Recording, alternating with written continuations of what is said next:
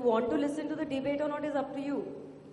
What I dish out is what I dish out. Ultimately, it's about the reader or the person who's watching the TV or the debate to, kind of make up his mind what he wants from a particular content. Agreeing with that. But ma'am, recently, even if you see, many things come up and they die soon. Like if you see Sunanda Pushkar case, no one knows what's happening right now. Or even if you see, recently we have Tehelka, where women harassment case was there. Do we get news on? No. What we are focusing is on Arvind Kejriwal, what he's doing on daily. But news is always about what is trending. If I give you news about Sunanda Pushkar today, when Kejriwal is resigning, what would that make me out to be? But no, the public giving a fair opinion on that. It's just that. Public can give an opinion on anything. Let's avoid debates and let's just have one let's straight not get into a question debate on and this. short question. The fact of the matter debates, is that please. today the consumer is far more involved, not only in the consumption of news, but also in the creation of news. Because what people are doing, by participating in various forums, they are giving the broadcasters who need to get your attention, who need to get the eyeballs, giving them an idea of what you are interested in at this particular time. So it is true that social media is affecting the traditional media in terms of being able to define the agendas that they want to talk about or broadcast more clearly, because they have to be responsive. If one network is not responsive, the other network will be. And the network that is most responsive will get the most eyeballs. So social media in that sense is affecting traditional media, which again is being reflected in social media. Yeah, we'll take a question. Yeah. Good afternoon, everyone. My question is, when it comes to print media, the access is both in urban as well as rural area. But when it comes to social media, right now, its advantages are only restricted to the urban area. So how do we go about with the penetration into the rural area? How do we make it accessible? Mr. Swaminathan, would you take Look at the numbers, you'll be surprised. Just look at the numbers, you'll be very surprised. And there are two aspects here. One is the primary access, secondary access. I think the secondary access is huge. Primary access is also growing. Also, just to add, I think let us not forget one other factor, very important factor, that even though the social media in India is today maybe primarily in English, the use of local languages and national languages is not to be underestimated. In China, they've got social media sites of their own, in their own language, which are almost as big as the bigger sites like Facebook and Twitter, etc. Because of the sheer numbers of people that can only communicate in the Chinese language and only go to their sites, apart from the fact that the government has basically blocked a lot of the American-sponsored sites. So they've shown how powerful the use of local languages and national languages can be in communication. And I do believe that is the second wave of the impact of social media, is when it goes into the national and regional languages. I have a question following the previous two questions asked. See, the attention span has gone down. People are just, in social media, you have a tweet, some conjectures are made, and you don't really follow, unlike the investigative journalism which happens on the TV. So the question which actually the gentleman was trying to ask is, how is there a need for a moderation, what is trending, how it's going, and story comes up and down. See, as youngsters, we are not reading newspaper articles which are 1,000 words, 500 words. The attention span is low, the acquiring information is limited to that. So is there need for any sort of moderation of how these trends go up and go down, and what will happen to knowledge sharing in future? I think I'll just put in one line, and then I think both of them have something to say. I think what social media is the truest example of the wisdom of the crowd. So let the wisdom of the crowd dictate conversation, and I think everything else will follow. So I don't think there's a need for a moderation body that we're discussing, sort of principles of how we structure democracy. Do we want to move towards authoritarianism? I don't think so. I have a question to that. One is, when I wrote for Economic Times, I wrote 200-300 words. When I wrote for Business India, I wrote 8 pages. Today when I blog, I'm very careful about how detailed is on what I write. This is a nice story told about Winston Churchill. Somebody came to him and said, we want you to speak at a certain function. And he said, how long do you want me to speak for? The lady was puzzled. She said, don't you want to know when? He said, no, I want you to tell me how long you want me to speak for. He said, explain. He said, if you want me to speak for an hour, I can go tomorrow. If you want me to speak for 10 minutes, you have to give me a week. If you want me to speak for 2 minutes, you have to give me a month. So I think the precision of communication, the onus is on the writer. So attention span is low, let me get better at my communication. Mr. Tibrewal, you want? Yeah, I have a question. Hello. Yeah, so the answer basically is that social media is democracy at work, and it's best to leave it that way. We already have a lot of controlled media in the form of print and electronic media. So social media is democracy at work. What people want to speak, what they want to talk is what should be the agenda of the day. Hello. Any further questions? Another Hello. question from where? There. Yeah. The gentleman standing in the back. Yeah. With potentially a billion content creators, the credibility factor becomes a very major issue. If everybody who is a consumer can also create content, I can completely understand things like trends and followers on social media. But what about the fact that a million or a billion ill-informed or partly informed people will be creating content that could create havoc? It could create a Hosni Mubarak situation. It could also create the exact opposite. And where is the credibility vis-a-vis the other media compared to the social media? So I think first part of your question assumes that other media is more credible than social media. I don't know from where that assumption came from. Credibility is a function of what you do and the way you behave. And then democracy works in a certain fashion. So if a lot of people tend to believe something, that is the truth. That's how it's going to manifest.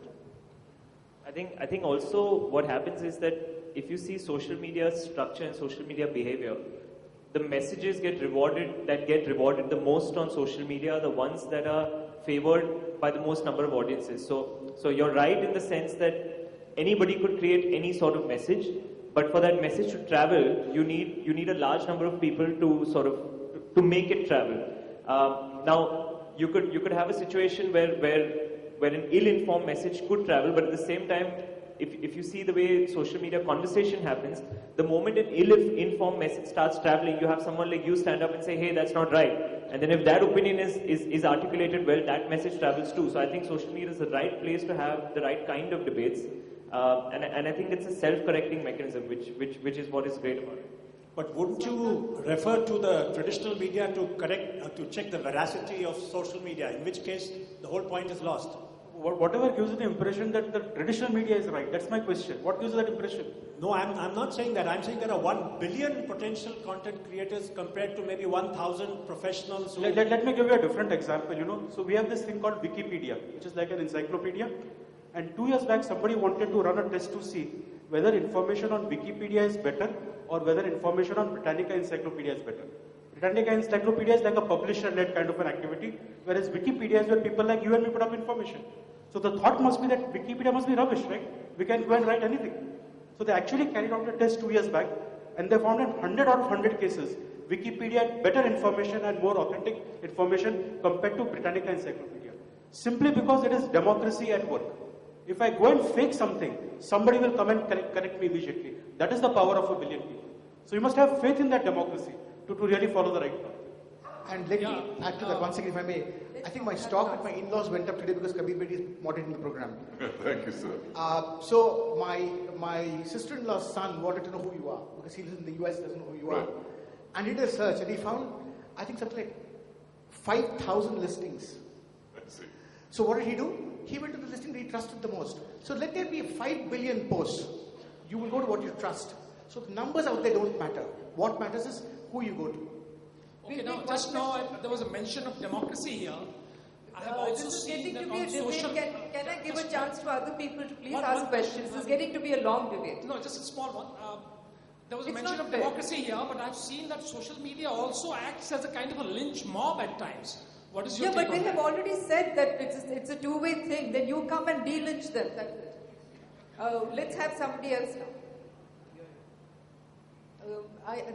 These people have been putting up their hands for a very long time. Can you give the mic here, please? Here. There's a girl here in white. Yeah. Hi, good afternoon.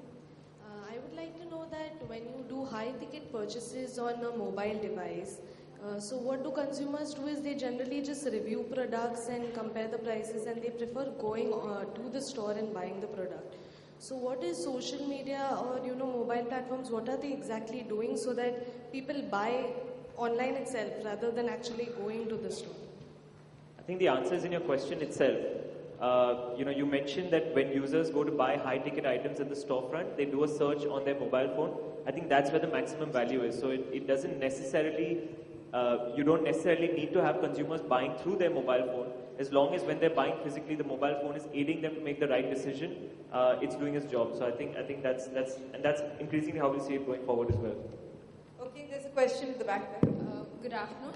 I'm from SIMC studying brand communication. So my question is in terms of brand building.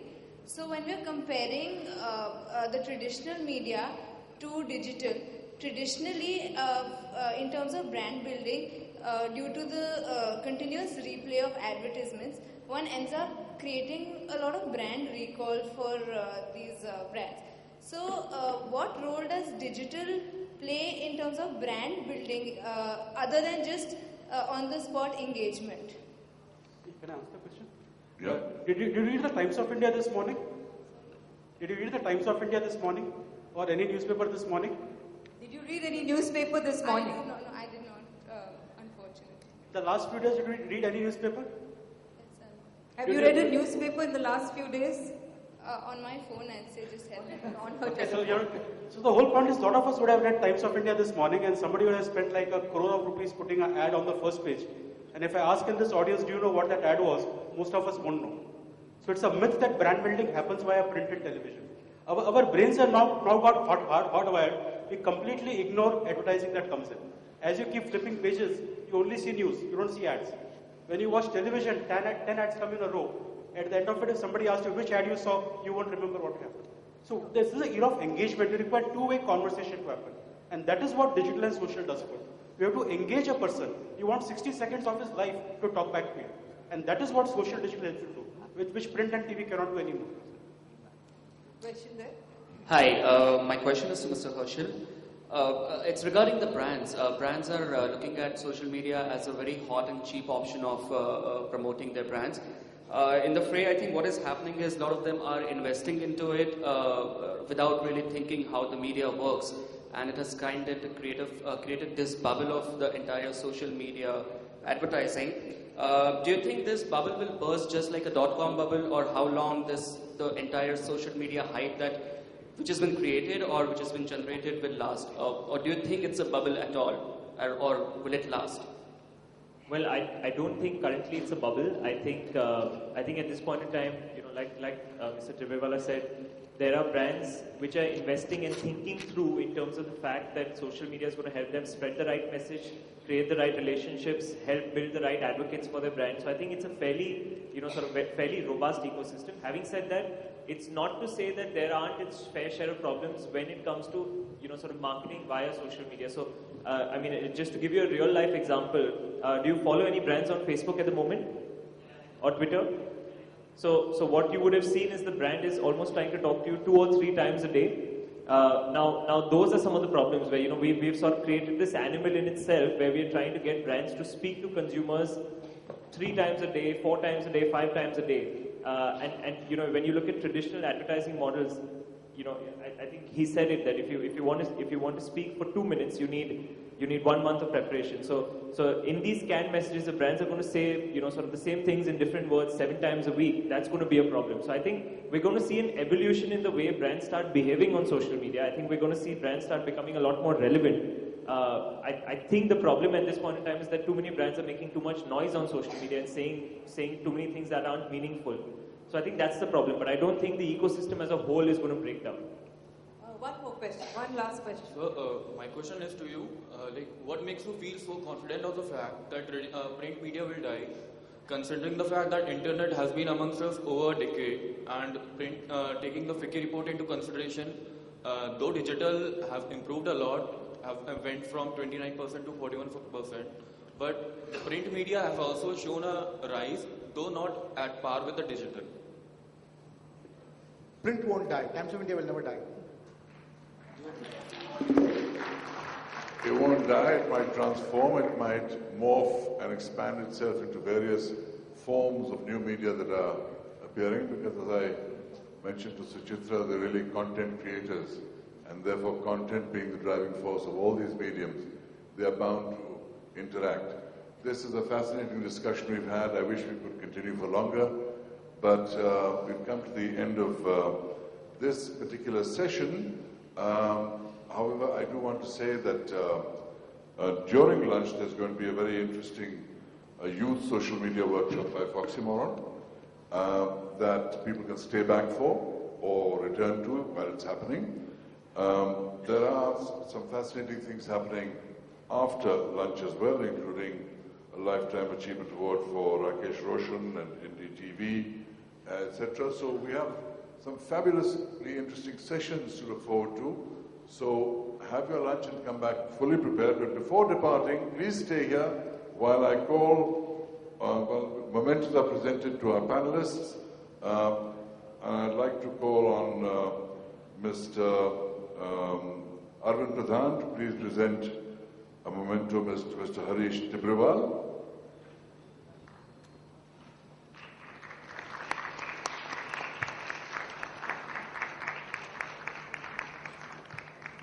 Thank you very much, sir, for your contribution. I'd like Mr. Shyam Singhania to please come and present the memento to Harshal Karia of Foxymoron, one of the new digital advertising agencies that are making waves. Congratulations and thank you, Harshal, for all your interesting comments. May I ask Mr. Sanjoy Chakravarti to please come and present an award to Suchitra Iyer? Not award, a memento actually. Award too, I'm sure there's plenty of place for that.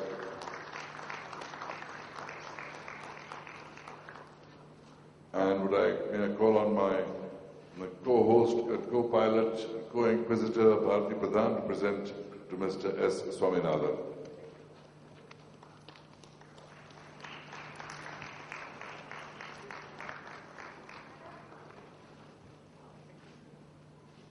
Now, can we all stand together and have a picture together for representing the session? Thank you. Please come.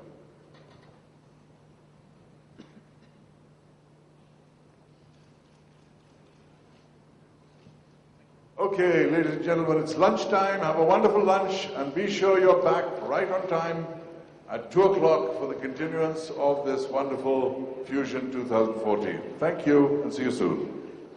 Runners-up award to those students of Podar College that won the intercollegiate competition on the knowledge paper. So could we have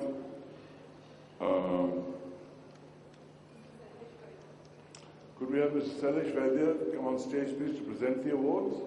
And Bharti? Come on stage, please. Janvi and Parth from R.A. Podar College. Please come on stage. Janvi and Parth from R.A. Podar College.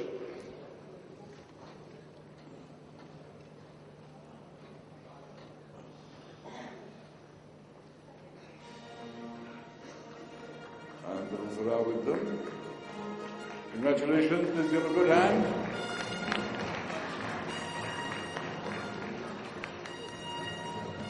Thank you very much. Now I'd like to call up the other runners-up, Krishna and Preeta from IES Management College. Krishna and Preeta from IES Management College. Please step forward.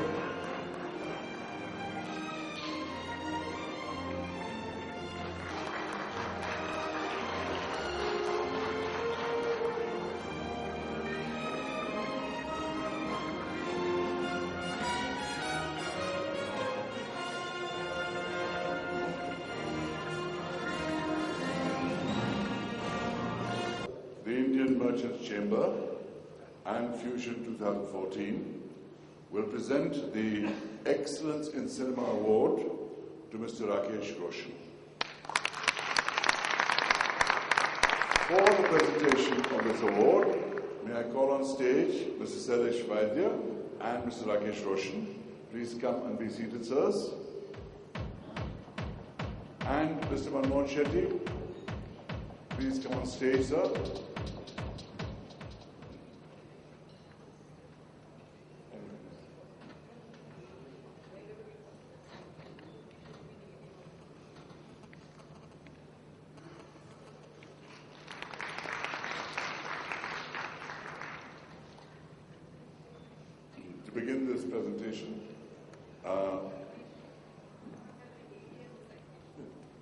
To begin this presentation, can we show the AV, please? Rakesh Roshan's AV.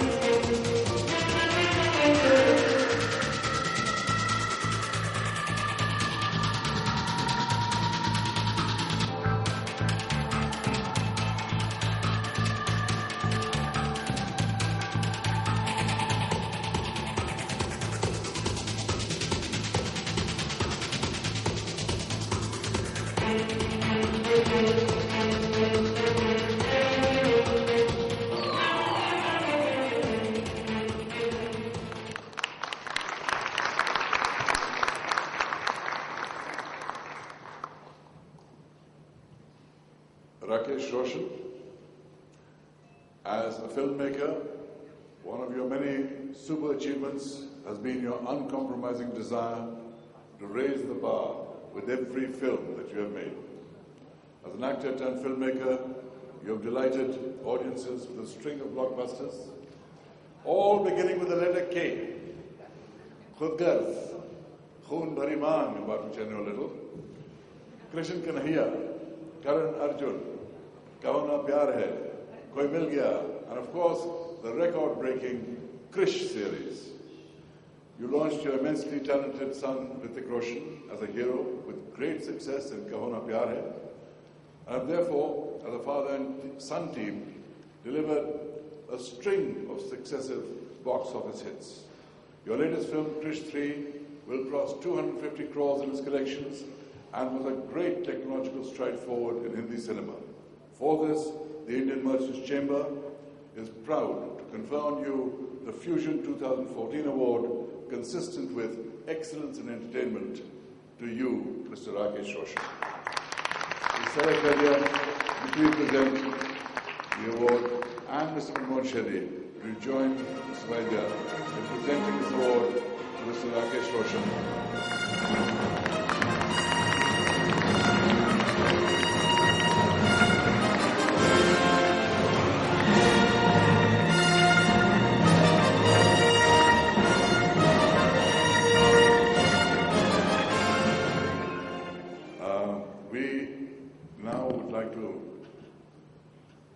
Rakesh Roshan here and ask him a few questions, grill him, ask him what he's doing with all his money, where he gets his ideas from, and how he manages to remain such a wonderful human being despite all the temptations around him. So, Rakesh, we're going to be talking to you for a few moments, not too long because we don't want to detain you beyond your agreed time. But let me start off by asking you one basic question. How do you set about getting or creating ideas for your next film? Because when you have a successful film, all eyes are turned on you, all expectations are on you, you expect to do better than before. It's an industry where you're as good as your last film. You don't want to go to the bottom of the ladder again. How do you find ways of staying on top? Kabir, thank you very much for the good words you have spoken about me. And good evening, good afternoon, everybody. Kabir, I myself don't know how these ideas come. Maybe because I'm not in a rush to make films. I don't make films to make money, but my movies make money. So I take my own time, I take 2 years, 3 years to think what I should make. And once I select a subject which gives me sleepless nights to make, which challenges me. Can you do it? Will you be able to do it? And that challenge gives me sleepless nights. And for these 2 years or 3 years, I slog on it to see to it that the film is a different kind of a film, but with all the commercial points in it. And the film should run from a C-class center to the biggest center in the world. I wanted to ask you something. There are a whole lot of people here who will agree with me. Would you like us to help you count your money? Pardon me? Would you like us to help you count your money? There are a lot of volunteers here. What is the last count for Krish 3? The last count for Krish 3 is 2 crores and 229 crores. I'm hiding. 229 crores. That includes the dubbed versions of Tamil and Telugu. And overseas is about 60, but they're still counting because there are many territories which are still open to be to release. Are you satisfied, or were you hoping for a bigger figure? Because we read you wanted a 1,000 crore count this time. Yes, somebody asked me how much do you want your film to do. I said 1,000 crores because I put in much more than that in the film as a filmmaker. But that was just a fun, just a joke. But I'm happy with what the film has done because maybe the film deserved to earn only that much. But I'm thankful to God and to the audience that the film was appreciated and our hard work was rewarded. What new technology and what new content do you think creatively you have put into Krish 3? What is the new thing you have put into it? I think the visualization of the VFX, which has never been made, these kind of films have never been made in India. If you see like Krish and Krish 3, such films are rarely made in India. We make mostly all romantic films or comedy films and usual films, I'll say. But these are unusual films because it takes a lot of effort to make such kind of films. Bharti, I will tell you, before I started the film, for 9 months I was only researching on the film. I called people from Las Vegas, from Los Angeles, discussed with them, these are the things I want to visualize, and then they helped me to revisit the things which I wanted. And then after I shot the film in 6 months' time. I finished my film in June 2012 and I released the film in 2013 October. So for 18 months I was only working on VFX. That needs a lot of patience. And you did all of it in India? All this? Everything I did in India because I thought that we are very capable in doing these things. Only thing lacking is experience. So I thought, let me give them time. And once they have done this film, the second film will be very easy to be done. So you were actually the guinea pig for them? Pardon me? You were the guinea pig, they were experimenting with Yes, you. yes. Okay. No, it was certainly a huge step forward. There's one question I want to ask you, which I'm sure you've been asked a lot of times, but I think this audience needs to know. What is the thought behind naming every film with a K? It's a long story. A long time back, when I was making a film called Jaag Utha Insan, one fan wrote to me and said that you must start your films with K because all your films with K as an actor also has done very well. And he named some films like Khel Khel Mein, Khoobsurat, Khatta Meetha, Kamchor. I said it doesn't matter. How can a name be used of letter K? So I made films like Jaag Utha Insan and Bhagwan Dada. And I just happened to make Khud Garz. just forgot about that episode that somebody wrote to me. He wrote back and he said, see, this time you started your film with K and it has done very well at the box office. That somewhere sat in my mind and I said, let me start. I have to keep a name, so let me start with K. So then I made Khunbari Maan, which where you are pivotal your role. I called you from Los Angeles. My name also starts with K. Yes. And he was shooting in Los Angeles and I called him from there to for the pivotal role in the film. And I thank him because he agreed, because I was not finding any other suitable character from India to play that role. You know, it's a very interesting story, this. I was actually shooting, I was based in LA, but I was shooting in Hawaii with Tom Selleck and for Magnum PI. And he called me and he said, you do this film for me? And I said, of course. But when we started talking money, he was very naughty. He didn't want to pay me what I wanted. So I said, Guru, I'm not doing the film. He said, if you don't the film, I'll cancel it. I said, why? He said, because this is a film where the hero becomes a villain. And no hero would be right to play this, or won't want to play this. And if I put a villain to start with, everyone will know he's a villain. So if you don't do it, I'm not likely to do the film. So I was so honored and flattered, I agreed to whatever terms he said. You know, he said that to Rekha as well. He told Rekha also, if you don't do it, I won't do the film. Yes, because I think because the right casting, by doing the right casting, you win half the battle. And now your cast is, ready, isn't it? You've got Hrithik Roshan always. He is a very fine actor, and being my son, we know each other very well. So there's a lot of understanding between both of us. So it's easier to make a film with him because he's very punctual, he's very hardworking, and he's fine, and he's a very good actor. So why look outside when we have an actor at home? One small question. With Krish, you were hoping to take...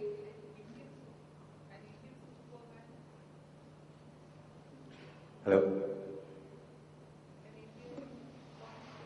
you hear me?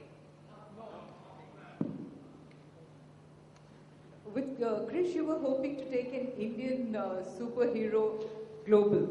That has not yet happened. Is that something that's on your agenda? I mean, would you like to go global? And Yes. are you working on towards it? Yes, I'm working towards that. You are? Yeah, but it will take a little more time. I will start some other film in between, and then I will. I'm working on it, so that's going to take time. But you do see Indian cinema going global at some stage? Yes. I tried to do it with kites, but I didn't succeed, so I don't want to take it as a failure. Right. So I'm going to try it again. Okay. Yeah. You're a bit of a gambler, isn't it? I believe one of your favorite holiday destinations is Las Vegas. Yeah, I go there for relaxation, not for gambling. Gambling is my, when I make movies, is a bigger gamble. Right. But so you do take a gamble when you're making your films? Yes. Of course it's a gamble. You're putting in 150 crores, 140 crores in a film which we don't know how it's going to do on Friday. Right. Because today's films are very short-lived. If it's a very successful film, it runs for 2 weeks.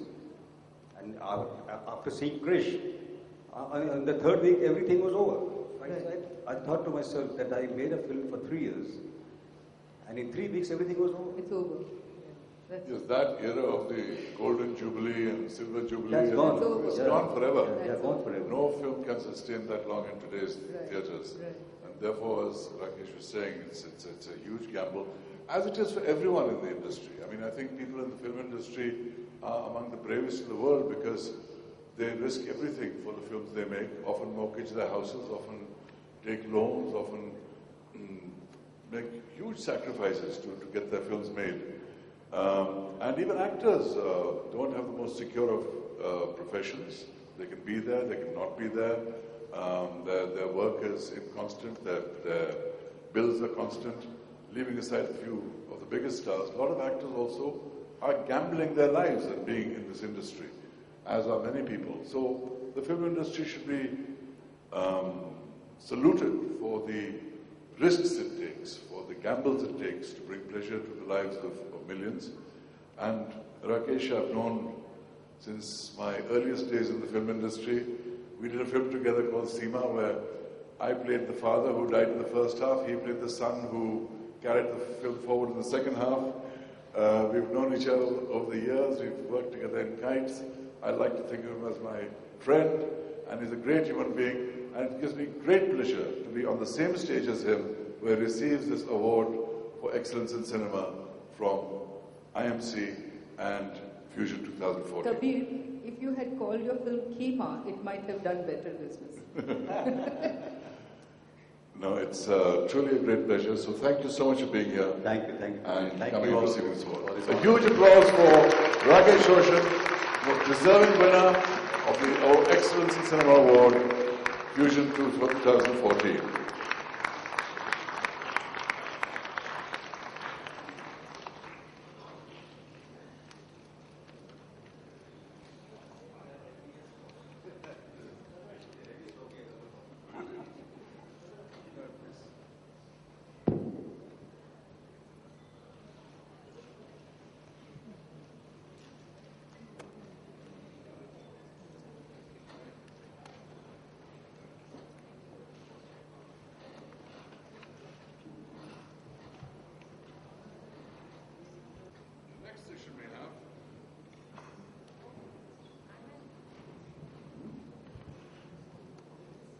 Now, the next session that we are getting into is a really interesting session. It's called Give Me Instant Updates. Have multi-screen options change news and sports viewership? Discussing this exciting topic today, we have a lovely panel. So first let me call on Mr. Anil Singh, CEO of Procam Sports. Mr. Anil Singh? Sir, please come on stage. Anil Singh is also the Managing Director of Procam International, a company that single-handedly brought private and public partnerships to work successfully in the sports arena in India. One of Anil Singh's major successes is the Standard Chartered Mumbai Marathon, which you all know, which you all see, which you all admire, a project that was envisaged by Anil over a decade ago, and which is now a landmark event, both in Mumbai and Delhi. He's a force to be reckoned with, a thought leader in his industry, a truly dynamic human being. Please welcome and applaud the always wonderful Anil Singh. We are now on stage Mr. Anurag Batra. Mr. Anurag Batra is an entrepreneur, journalist, internet evangelist, and media expert, all rolled into one. He is the chairman and editor-in-chief of Exchange for Media Group, which includes India's leading media website, exchangeformedia.com. Please, sir, Mr. Anurag Batra, please come on stage. He also has 5 trade and business magazines: Pitch for advertising, marketing and media, Impact, a marketing weekly, Franchisee Plus for franchisers, Realty Plus, India's leading real estate magazine, and now the business magazine we all know well, Business World. So please give a big hand to the ever-expanding empire of Anurag Batra. Dr. Bhaskar Das is not here with us yet. He's delayed getting to us, but he is the Group CEO of the news clusters of Z Networks, including Z News, Z Business, 2 regional Z channels, and is also the CEO of one of Bombay's favorite newspapers, DNA. He is leading the digital initiatives of all these enterprises, and before his current role, he was with Bennett Coleman and Co. for 32 years. So that's the panelists who will join us very soon. The CEO of DNA and Z News, Dr. Bhaskar Das. The final panelist on today is Vinod Bhanushali, who is the President of Marketing at T-Series. Please welcome Mr. Vinod Bhanushali. For over 20 years, Mr. Bhanushali has been an integral part of the stupendous growth of T-Series. He successfully marketed their content with strategic alliances, long-term carriage contracts with major cable operators and platform providers, as well as with a vast network of retailers. Mr. Bhanushali has even developed his own in-house software to track the use of T-Series content. So welcome to the trailblazer in the industry, the President of Marketing Promotions, T-Series, Vinod Bhanushali. Do I hear any applause? Guys, come on there. So, beginning our session here, let's talk about what's happening in the world of multimedia. So, Anil Singh, let me talk to you, Anil. We've seen a multiplication in the number of screens.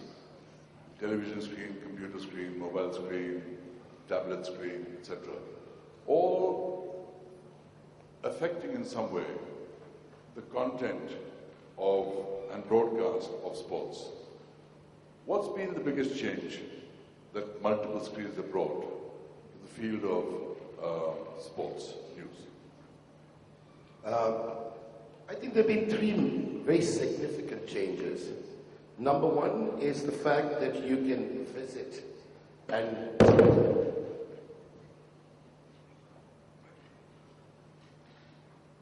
sport content on any of these with different window panes is archival in a way. You can always go back and see your favorite moment. You can always go back and see your favorite moment in various different angles, from various different ways.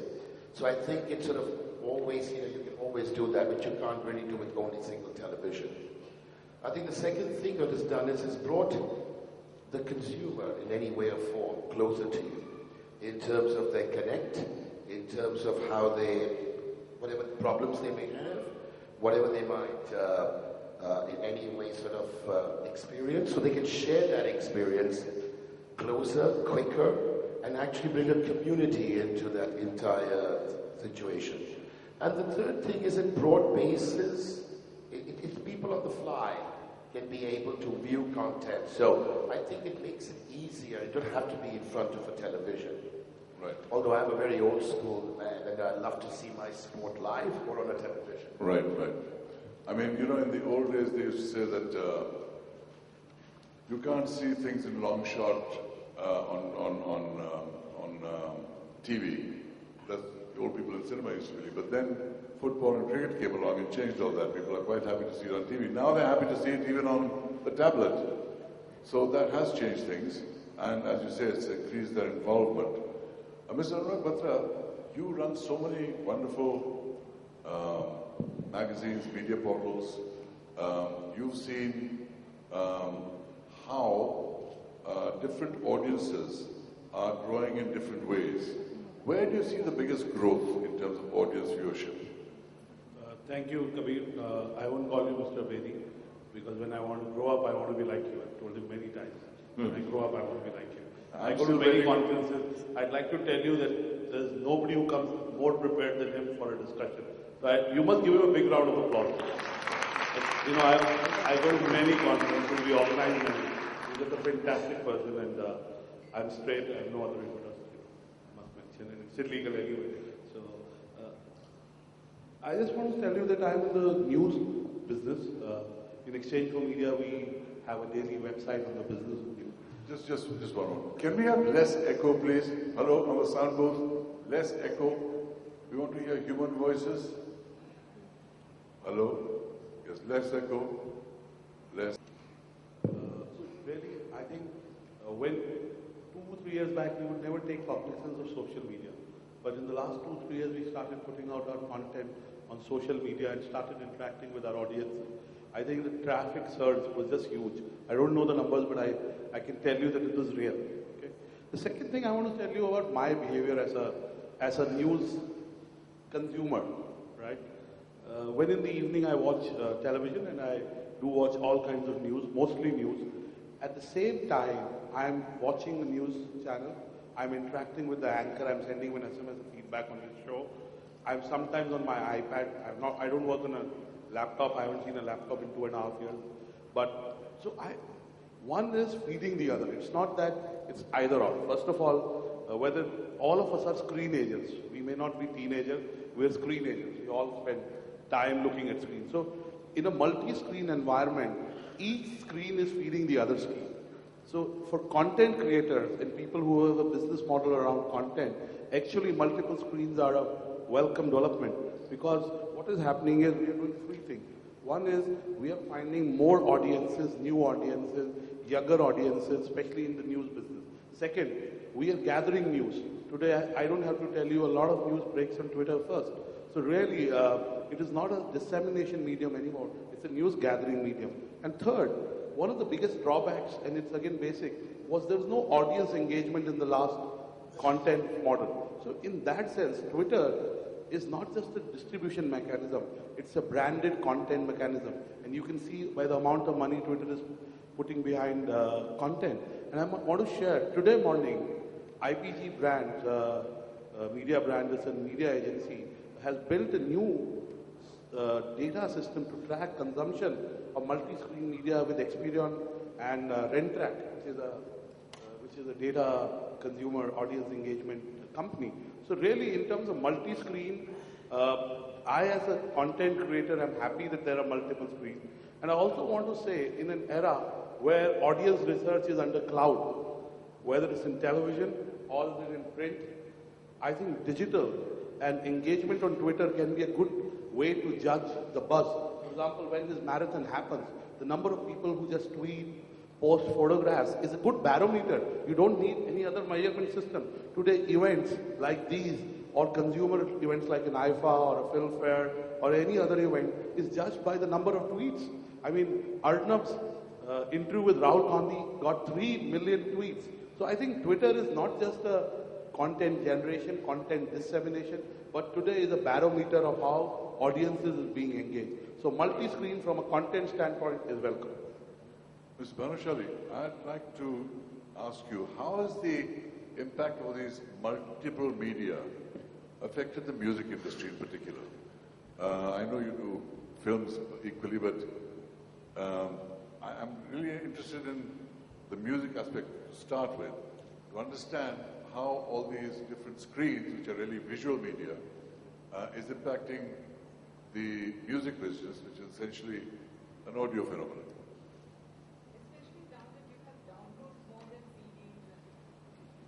I think this, it has only added, I would say that, because reach, which a physical medium had. You keep the mic a little closer, sir. I think the reach what we had towards the physical sales of CDs or cassettes, due to technological convergence, the songs, be it audio or audiovisual medium, it has just multiple 10 times or 20 times.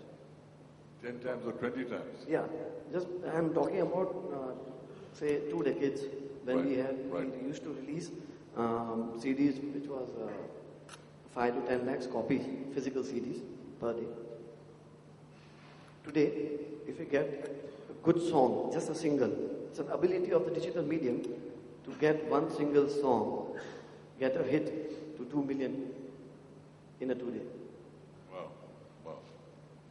Plus the expenses what we used to have for reaching the customers, the consumers, which ideally valued, a lot of effort from various people was involved.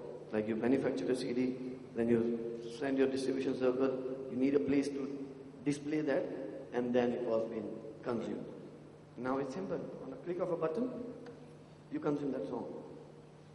Be it digital, be it YouTube. So I think it has helped. The technology has already helped getting the entire audio visual experience. Right. I wanted to do a follow-up question to that, which is that since now dealing with the film part of your business, when you have a song session होता है, music director बैठता है, सारी recording होती है, shooting होती है. At the time of the shooting, do you instruct the director, listen, this song has to stand by itself because this is going to be a music video. It's not just to progress the story. You can't show characters talking in between the song. You can't show other things happening because when the music video comes out, people won't understand. Is that one of your conditions? No, rather the condition cannot be put in by a music label unless until we are the producers of that.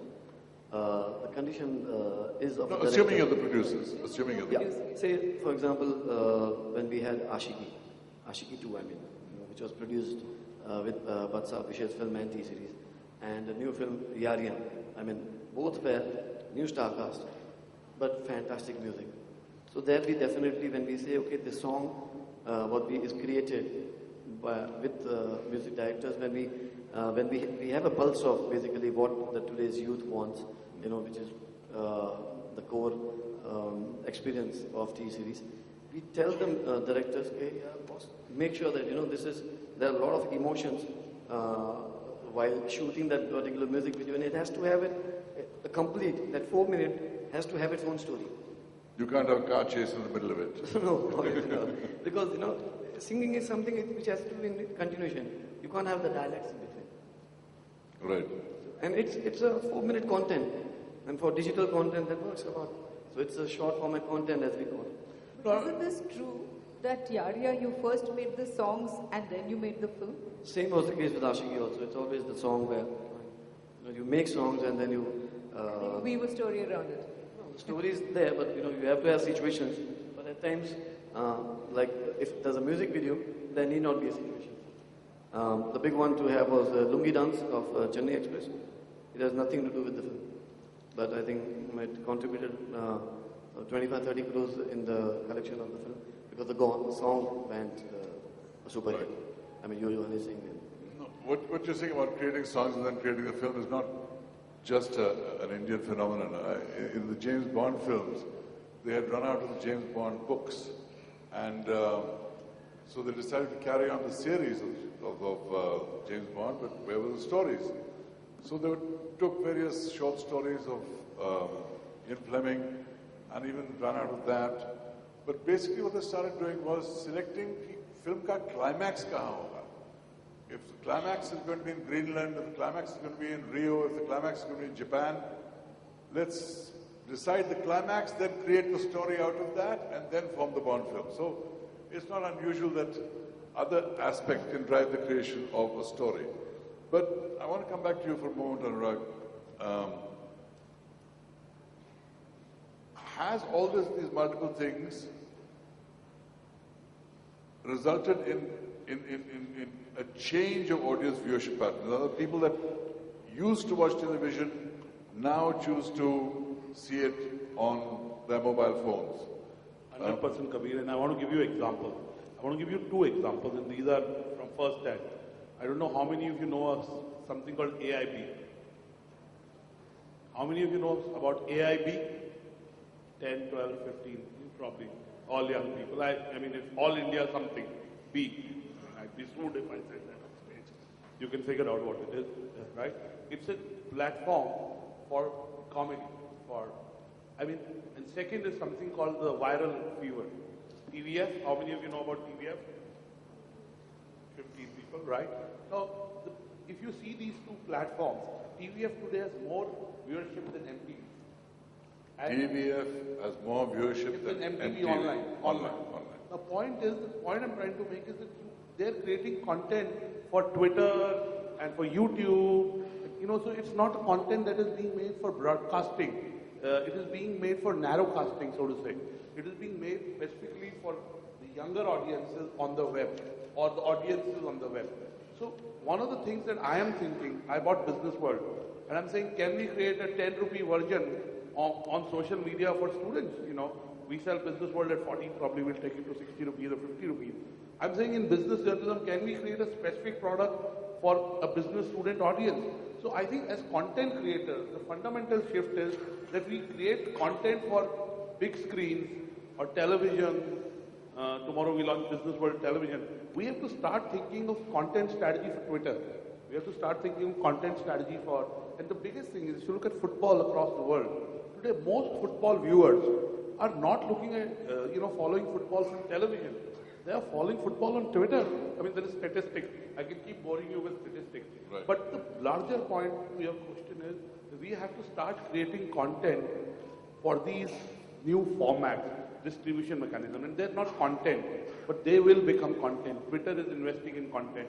YouTube is investing into content. Today, the biggest TV channel in the future may be YouTube. It might not be a broadcasting company. And I just give this example. I gave it last time I was speaking here, that I have a friend. I know we know there's a lot on Facebook. I'm his Facebook friend. You know, a lifestyle journalist friend posted on Facebook 3 years back saying, I want to commit suicide. And 65 of his friends said, we like this. Popular guy, huh? Yeah, so really that's not content, that's bullshit, you know. It's not serious, it's frivolous. Content is what they produce, content is what we produce.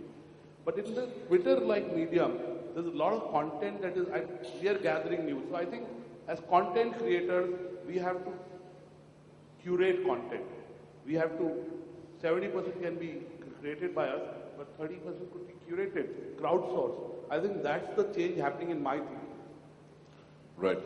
I think the social media like Twitter and Facebook and all that has also been a situation where we've become lazy to search. These Facebook pages, Twitter pages help us. If you attract them there to actually then help them visit what they want to see. It makes the task easier, if you know what I mean. Right. So, but you know, I think sport, music, and news and all that work very differently. You know, I think it's, and I really don't believe that sport will ever be sort of transcended into watching it unless you have to be on the fly. I don't think it'll transcend, but I'd rather watch it in that format rather than television. I don't think that day will ever come. It's only for convenience because we really don't have that space to sit and watch an entire match. Right. You don't think, say, for instance, the tablet or the iPad will become a replacement to TV? It's not a replacement. I mean, TV is always bigger and nicer, but sufficient competition that people won't feel that they have to sit in front of a TV, that they can carry on with their lives and business, carrying it and watching it. You know, I'm not so sure if that's really what anybody wants as of today, that the choice is there. And I still also do not believe that in many cases, even major sporting events are really understood and distributed well enough. Because if you look at the recent Super Bowl that just ended last Sunday, and NFL.com, which is the thing, it wasn't available in India on any channel. Right. On any channel whatsoever. So we all who love Super Bowl, it's a huge following in India. It's a huge, it's maybe just hundreds of thousands, but that's enough. And they've actually started an Indian football league. But having said that, when we went to NFL.com, it was geo-blocked. Right. So you want being geo-blocked, the one thing an NFL's job is to propagate the sport. Right. So similarly, anybody else's job is to propagate what they do. And that's the reach. And if they've done a rights deal, on it, and they don't even let you know where it's showing in India, and if it is, and it was never showing in India, and so it didn't matter that much. You wouldn't have that situation replicated on television. Right. So you couldn't see it. Well, in India, we could not get to see the NFL. Right. And that's one of the biggest sporting events in the world. So I still don't think, I think it's more of a monetizing value add. As of today, in the world of sport, I'm not getting into music and news, but I think it's way more that kind of a situation, rather than it's thought through, it's planned through, it's understood. You actually profit. I think what disservice can the NFL do to themselves that not have the so in a big market like India? It's a small thing. Right. Absolutely, point taken there. And that's a real problem of distribution and dissemination. But what I want to ask is, has the multiple screen option, which is what the session is supposed to be here, really expanded the audience? Has it expanded the audience, or has one section, one screen cannibalized the other? I think it's expanded the audience in terms of highlights, in terms of so viral feeds. So, for example, what happened to Keshavan at the Sochi Olympics, when he fell off the luge and got back onto the luge at 150 kilometers an hour. Right. Now that went viral in the world of sport, completely viral. But here's the funny thing: you can't get to see it over here, even though it's the net. So I still believe that anything which, if it's a run-of-the-mill and you want to watch the best goals of the week, great place to go. Because you really can't switch back onto your television. Right. But if only when there are very interesting, different situations that do come up, like this casual story, right, then everybody wants to go and it gets into a future thing. So I don't believe that it sort of. I really believe that television plays the foreplay. But yes, if you want to curtail, if you want to limit your time, you want to see something specific, it's perfect. But Can I it's not a bad thing. To ask Vinod, how easy has it been for you, because coming from that traditional kind of music where you were providing music on CDs, LPs, etc. How easy has it been for you to adapt to this multi-screen culture? Has it been difficult?